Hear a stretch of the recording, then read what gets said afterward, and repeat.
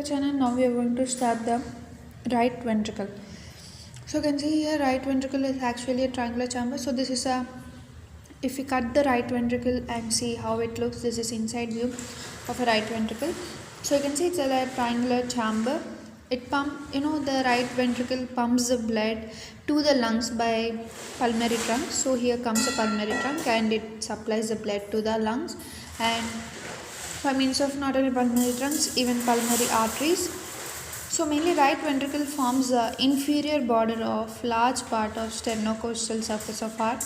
Already we know it forms the inferior border, and it is also a large part of sternocostal surface of heart. So this is a sternocostal surface where the main large surface is formed by the in right ventricle.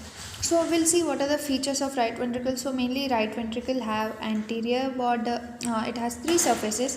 Anterior surface, it has sternocostal surface, and sternocostal surface is nothing but it's more nearer to the apex side, that is sternocostal surface.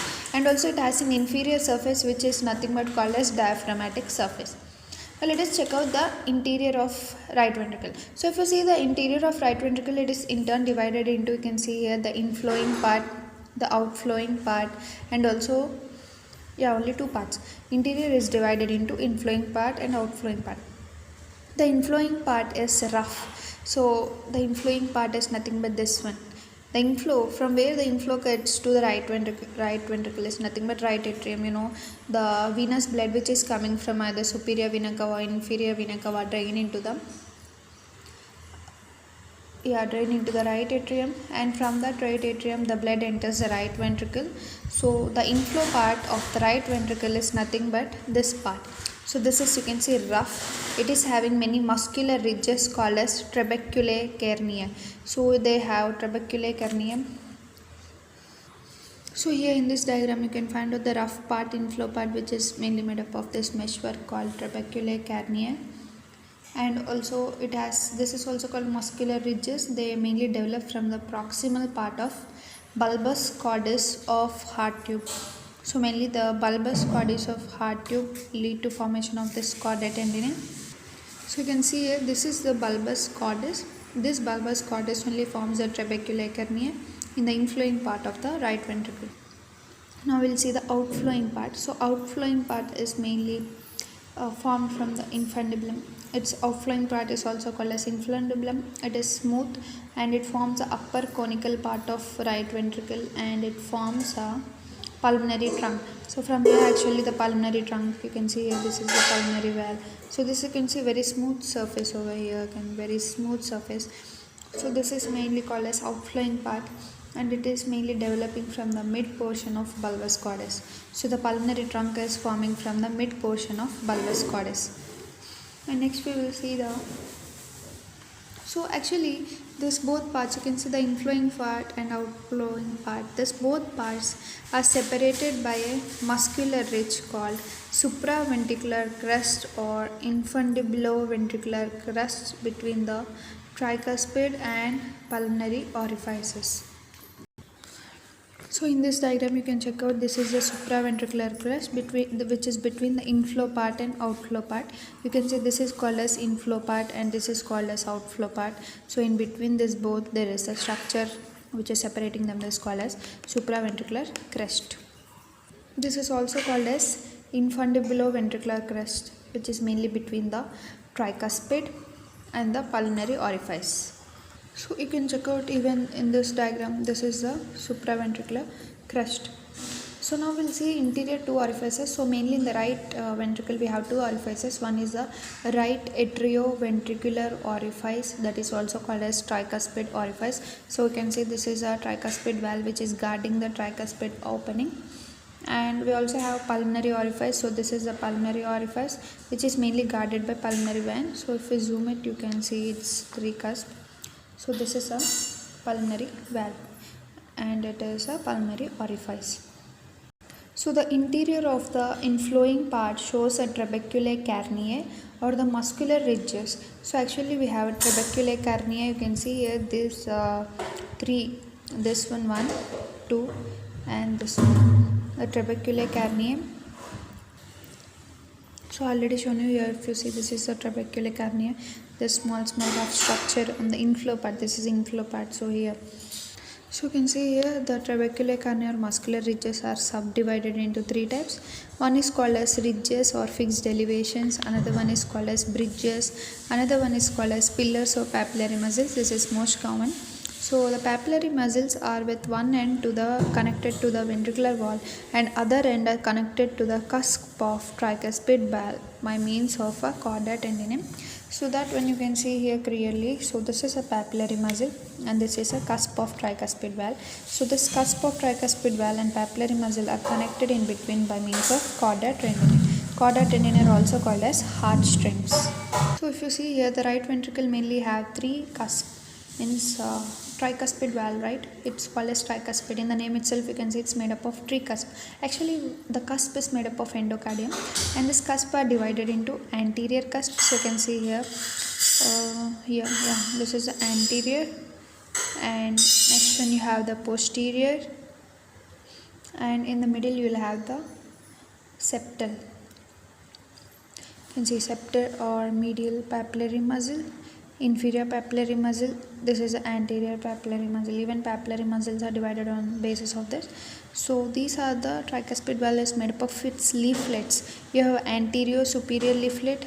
This is a septal leaflet. This is the inferior or mural leaflet. So remember, valve is made up of leaflets, whereas papillary muscle is divided into septal or medial papillary muscle, inferior papillary muscle or posterior papillary muscle, anterior papillary muscle, or anterior papillary muscle is the largest papillary muscle, whereas the posterior or inferior one is the smallest one, and the septal one is only just having little nipple like structures. So against septal one, very little nipple like structures. So this each papillary muscle, so that diagram you can see the each papillary muscle is in connection, it's attached to the chordae. You can see the chordae tendineae. So each papillary muscle, here these are the chordae tendineae, they are connecting to the cusp of the tricuspid valve. So this is the wall of right ventricle, and if you observe, the wall of right ventricle is thinner when compared with the left ventricle, because left one need to pump more blood towards whole body systemic circulation, but right one only to the lungs, so it's somewhat thinner. So the ratio between the right ventricle and left ventricle thickness is 1:3. That is, right ventricle is only 1 time thicker, but left ventricle is 3 times thicker when compared with the right ventricle. And next we also have the septomarginal trabeculae. So you can see here the septomarginal trabeculae, which is also called as moderator band, which is a muscular ridge which is extending from the septum. You can see it's extending from the septum to the base of anterior papillary. So this is anterior papillary base, this is the septum. So the hence the name septomarginal trabeculation, means it is arising from the septum to the anterior papillary, hence the name septomarginal trabeculation, also called as moderator band. So this one mainly contains a right branch of AV bundle. It's a right branch of atrioventricular bundle. Now we'll see interventricular septum. So this is one ventricle, right ventricle, this is left ventricle. So in between them, the line which is between two ventricles is called interventricular septum. It's mainly oblique, its upper part is thin and it's membranous, whereas the lower part is thick and muscular. So here only you can check out, if I show from the side, this upper part is thin, lower part is thick and muscular. And so this is all about our left right ventricle. Next we'll see about left atrium.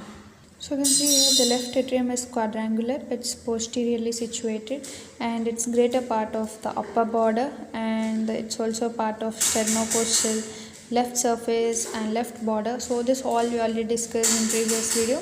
So left atrium mainly forms left part 2/3 of the base of the heart and receives its oxygen from the lungs by means of 4 pulmonary veins and pumps the blood to the left ventricle by means of bicuspid valve or mitral valve.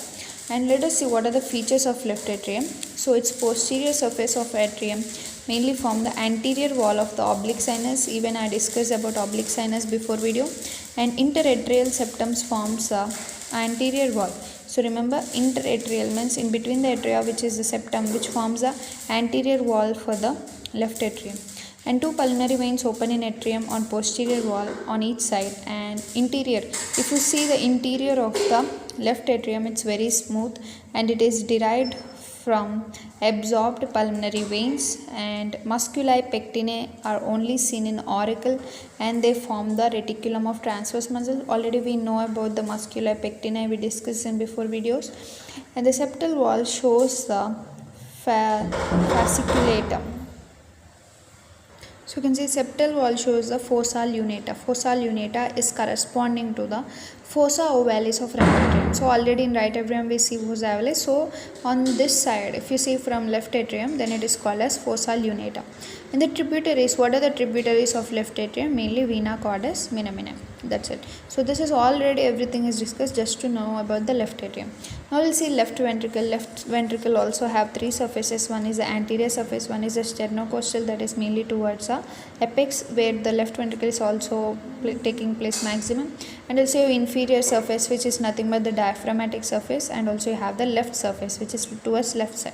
So if you see the left ventricle interiorly, what happens? That is, there is a lower rough part. So you can see here in this diagram, this is a left ventricle. If you cut out the outside and we are seeing towards the inside of the left ventricle, it's, you can see the lower rough part with trabeculae carneum.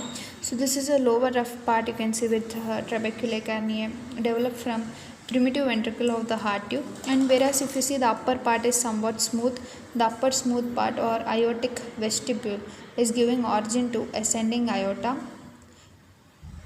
Actually the aortic vestibule is developing from the ascending aorta. It's developing from the mid portion of bulbus cordis, and the vestibule lie between membranous part of interventricular septum.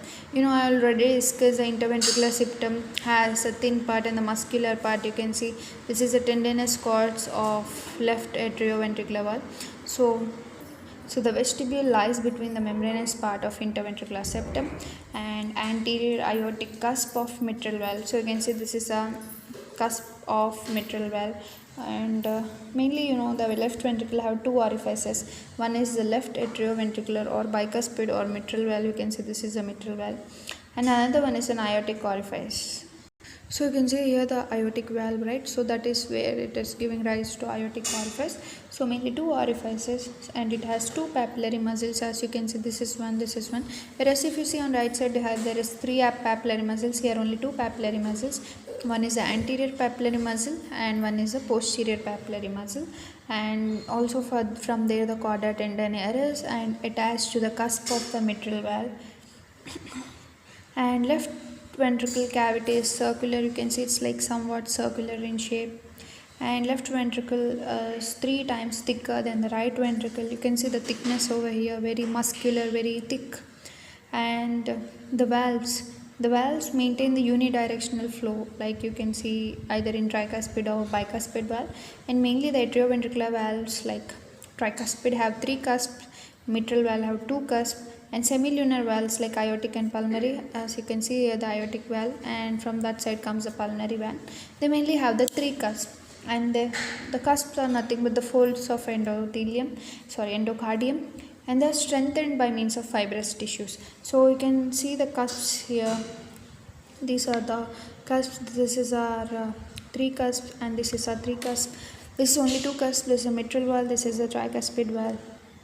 Now we'll discuss about the atrioventricular valves. So in atrioventricular valves, where you have the fibrous ring with the cusp are attached and the flat project to the ventricle.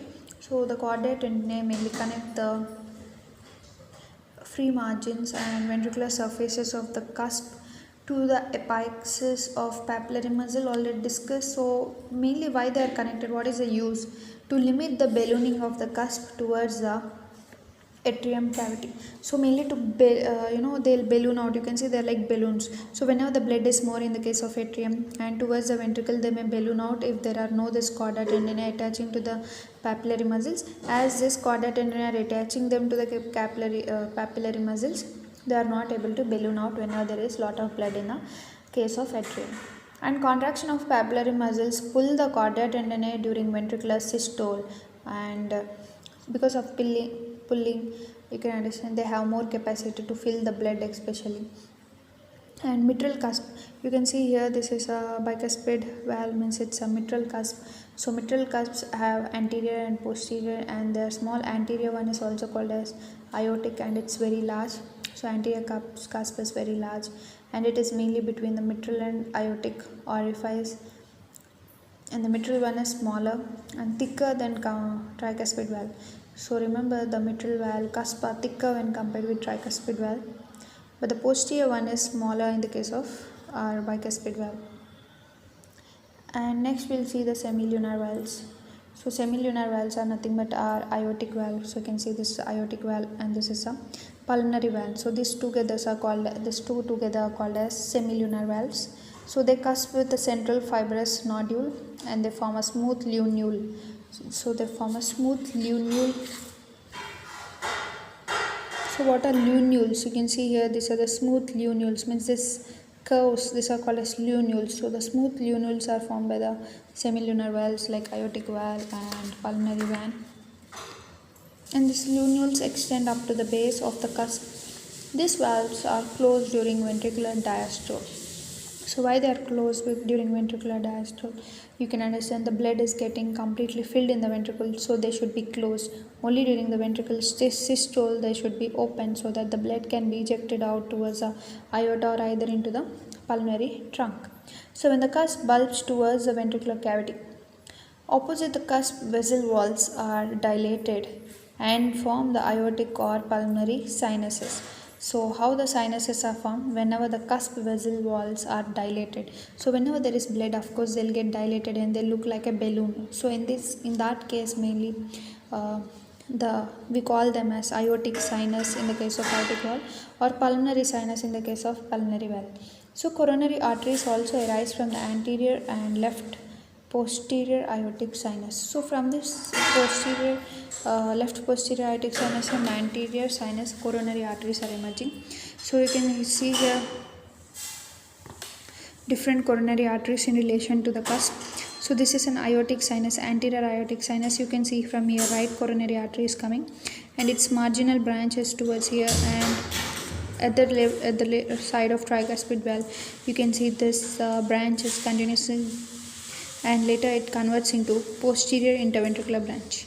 And at the rate of this mitral valve you can see an anterior interventricular branch of left coronary artery, and this is the left posterior aortic sinus. So these are the different arteries which are in relation with this sinus, aortic sinus, pulmonary sinus. Now we'll check out the conducting system. You can see conducting system is made up of mainly myocardium, which is special for initiation and conduction of cardiac impulse of these fibers, and are cross striated. So mainly you have in the conducting system SA node, AV bundle, right branch, left branch. So about this we'll talk very detail. Already I talked very detail in physiology. You can check out the physiology playlist. So before that we'll go this just in light form. So SA node is a pacemaker. It generates the impulse at the rate of 70 per minute and initiate the heartbeat. It's mainly horseshoe shaped and it is situated at atriocaval junction in upper part of sulcus terminalis. So only landmark is above sulcus terminalis you will find the SA node. The impulse mainly travel by means of atrial valve to reach the AV node. From the AV node later it goes into the bundle of His, and from there into Purkinje fibers conducting system. So next you have the AV bundle, or first we'll see AV node. So AV node is smaller than SA node and situated in lower dorsal part of atrial septum above opening of coronary sinus and capable of generating impulses at the rate of 60 per minute. So you can see SA node will form 70 per minute, whereas AV node will form only 60 per minute. Next, going to AV bundle or bundle of His. It's a muscular connection between atrial and ventricular musculature. It begins as AV node, cross the AV ring and descend along posterior inferior border of membranous part of ventricular septum. So at the upper border of muscular part of septum, it divides into right and left branches. So remember, the AV bundle is divided into right and left branches because it needs to supply the right and left side of a ventricle. So right branch, mainly the AV bundle pass down right side of interventricular septum. The large part enters the moderator band to reach the anterior wall of right ventricle, where it divides into Purkinje fibers. So on right side it divides into Purkinje fibers. So in this diagram you can see from here it divides into right and left side. So right one will form the Purkinje fibers and mainly supply the right ventricle. By means of moderator band it enters here. Next we'll check out the left branch. Left branch descends on left side of interventricular septum and it is distributed to left ventricle after dividing into Purkinje fibers. So here, even in the left side it will divide into Purkinje fibers, and the Purkinje fibers form the subendocardial plexus. They are large pale fibers striated only at their margins and usually possess double nuclei. So Purkinje fibers have two nuclei, and the deflects or damage to this system may result in cardiac arrhythmias, that is defect in normal rhythm of contraction, except for the part of left branch of AV bundle. So remember, any problem here it will lead to arrhythmias because they are the one which are going to give the impulses to the ventricles. And this AV bundle is except the left branch of AV bundle because it's supplied by left coronary artery, and the whole conducting system is usually supplied by right coronary artery. This is a very important thing which we need to remember. The right coronary artery is the chief one. The right coronary artery only supplies to all bundle, all this conduction system except for the left branch. The left branch of AV bundle is supplied by left coronary artery. So only left branch by left coronary artery, all others by right coronary artery. So the vascular lesions of heart can cause a variety of arrhythmias. So why this is the reason why there are arrhythmias, mainly because of this conducting system called Purkinje system. So you can see here, this is the left coronary artery, this is the right coronary artery. Our right coronary artery is very important, supply almost all fibers. But the left coronary artery supply only the left branch of AV bundle. You can see here the anterior aortic sinus, the lunule, the nodule in the between them, and this is the ascending aorta which is nearer to them. So you can see here there are three cusps. So this is the structure of aortic valve. Because aortic valve, pulmonary valve both have three cusps. Only the bicuspid valve is only having the two cusps. Remaining everything have the three cusps. So this is all about our part 3 of heart. Next we will go to part 4, where we will discuss about the arteries, the veins, and also you have the lymphatics and also nerve supply of the heart.